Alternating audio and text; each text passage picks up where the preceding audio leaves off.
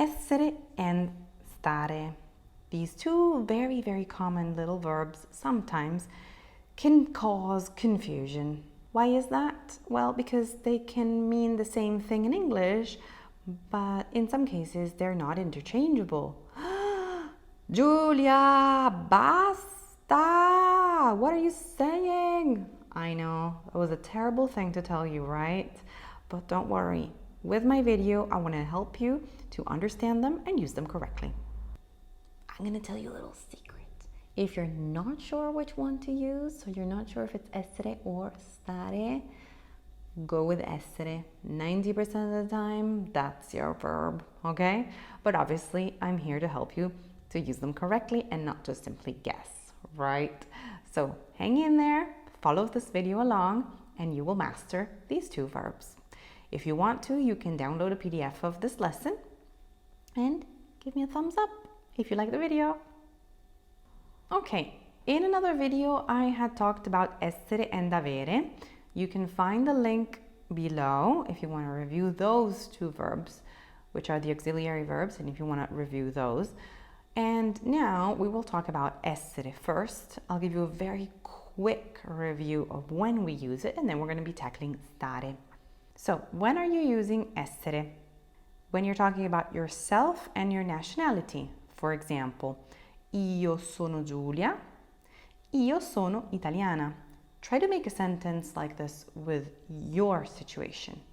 So say io sono, add your name, io sono, add your nationality. Nationalities are also found in another video that I have created, so just afterwards you can look at the videos that I link below to find the one on nationality if you want to review. You can use it to talk about your job. Io sono una traduttrice.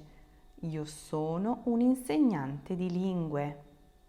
So once again, what's your job? Using essere with your job. Io sono. Io sono un pittore. Io sono un idraulico. Io sono un insegnante. Io sono un architetto. You have lots of options. Write also what your profession is, what your job is. Make the sentence yours. Io sono. You're using essere with your origins. So where are you from? Io sono di Milano. I am from Milan. Once again, write it for yourself. And you're using essere for physical appearances and also personality. For example, io sono bassa. Io sono simpatica, vero? You're going to be using it to describe locations. For example, Milano è una città grande e molto bella. You're describing how Milano is. È grande e bella. You can use it to describe objects. La mia macchina è blu e vecchia.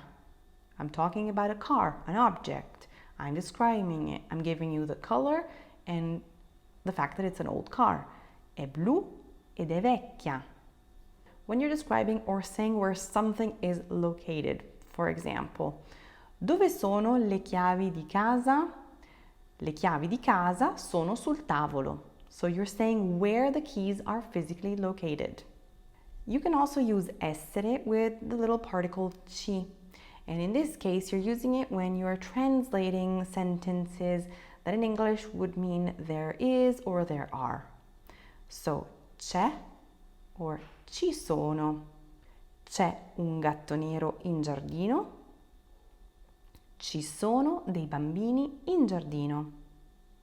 So far, so good, right? You remembered essere. Let's look at stare. Stare is used a lot in idiomatic sentences.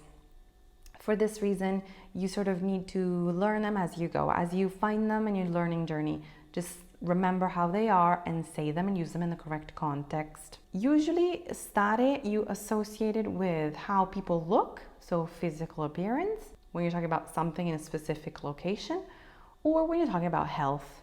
You can translate stare to the verb to stay or to remain. In this case, you also have the Italian version rimanere, okay? So, for example, oggi sto tutto il giorno in piscina. which means today I will stay all day in the swimming pool.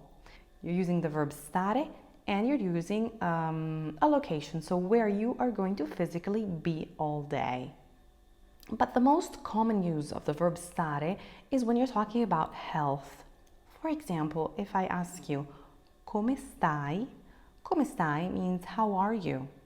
And how are you means also how are you in a physical way, in an emotional way, so in health in general. The answer could be sto bene, I'm good, everything is okay. Sto male, oh I'm not good, I'm not feeling well. Sto benino, I'm so and so. Sto meglio, I'm better. Potrei star meglio, I could be better. This is the most common way to use stare. Come stai? Sto bene. Okay? You can also use the verb stare when you're talking about a physical appearance. For example, questo vestito mi sta bene. This dress looks good on me. Questo vestito ti sta male. This dress looks bad on you. So to say that something looks good or doesn't suit a person, you can use the verb stare. So those are the general rules for stare. So think of a location, when you're translating it automatically would stay. When you're talking about the person's health, or if they ask you how you feel, or how a person or how you look. Then you have a list of idiomatic sentences that I will give you that you unfortunately just need to remember that that's how stare is used and that's what it means. In this case, I will just simply give you a list of idiomatic sentences that unfortunately you will have to remember. Okay? Here they are.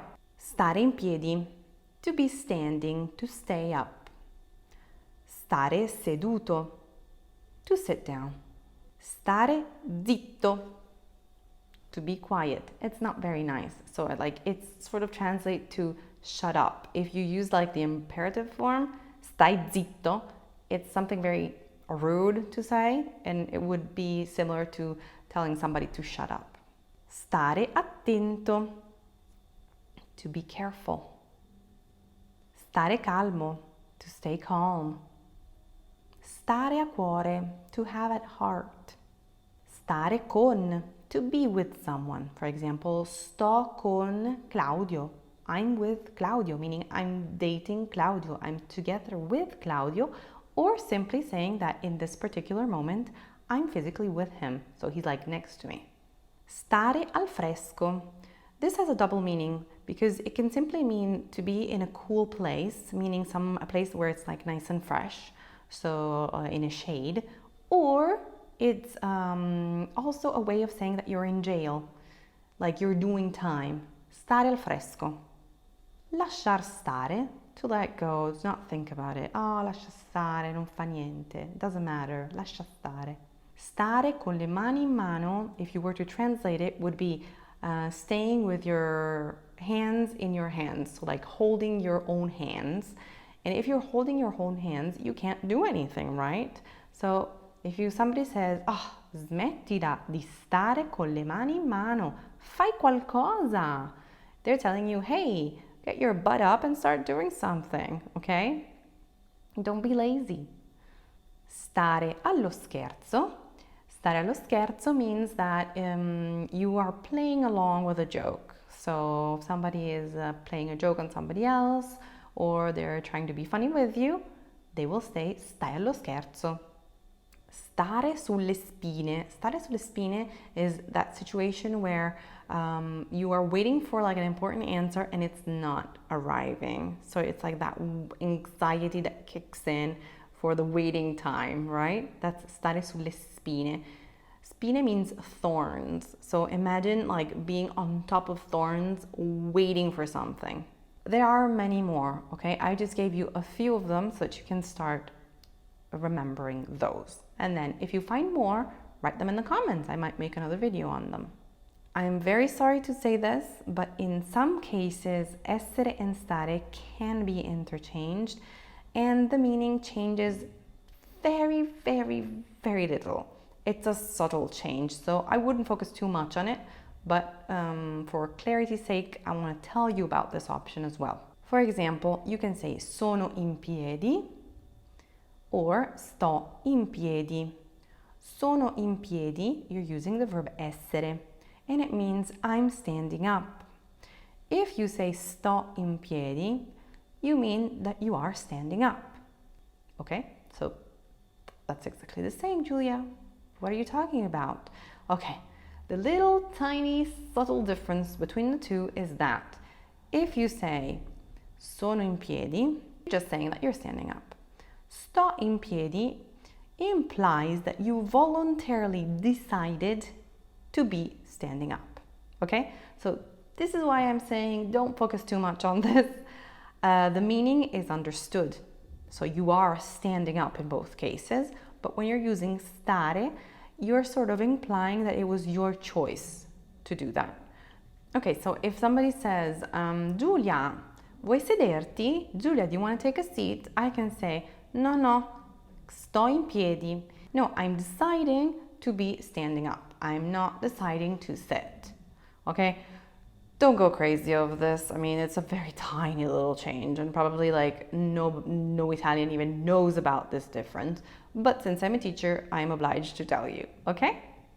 So the other place where you're going to be using the verb stare is when you're going to be using the present continuous. In Italian, the present continuous is formed by the present tense of the verb stare plus the gerund. For example, sto guardando la televisione. I'm watching the TV. Sto guidando la macchina. I'm driving the car. In both examples, you have sto, so it's the verb stare conjugated at the present tense, plus the gerund guardando or guidando. I will make a separate video on this, so don't go crazy if you haven't understood this type of tense yet, okay? I will make a separate video on it. So just to give you an extra information that you will see the verb stare very often when you're going to be studying the present continuous. Last but not least, you're going to be using the verb stare when you're talking about a situation that's going to happen in the near future. And you're going to be using the verb stare with per. For example, sto per uscire. I'm about to go out. Sto per ordinare la pizza. I'm about to order pizza. So it's a situation that's happening in the near future. For example, sto per dire che abbiamo finito la lezione. So yes, I'm about to say that the lesson is over. Okay, I know I gave you a lot of information. Remember that you can always rewatch the video and you can download the PDF, and you can also do extra exercises if you buy the grammar book that I suggest. You can find the link below, and there's also a video that explains to you why I suggest that specific grammar book. If you're matching that grammar book with my video lessons, you're basically getting a one-to-one Italian grammar lesson. So I would not miss out on that. Okay, I hope everything is okay. Write me a comment if you need more help. Un bacio a tutti. Ciao.